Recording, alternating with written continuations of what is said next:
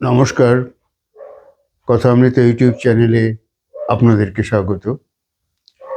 আমরা কেন কিছু পারি না, না পারার ক্ষেত্রটা অনেক বড়, অনেক অজুহাত, নানান রকম অবিশ্বাস, সন্দেহ এ দিয়েই আমাদের না পারাটা ভর্তি। আমরা হারার আগেই যেন হারটা মেনে নিই।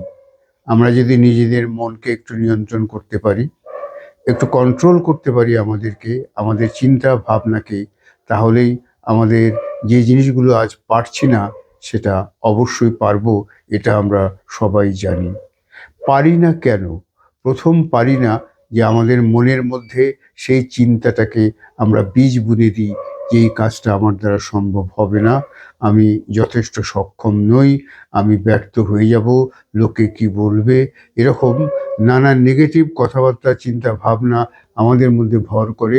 এবং এই নেগেটিভ কথাবার্তা এবং চিন্তা ভাবনার মধ্যেই আমরা নিজেদের হারিয়ে ফেলি এবং আমরা কোনো কাজ শুরুই করতে পারি না।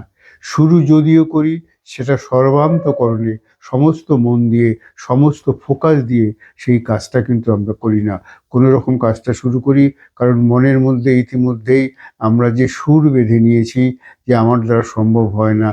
আচ্ছা দেখি, কোনো রকম একটু কাজটা করে যাচ্ছি, যেন হবে না এটা জেনেই করছি, আমরা যেন আগেই হেরে বসে আছি।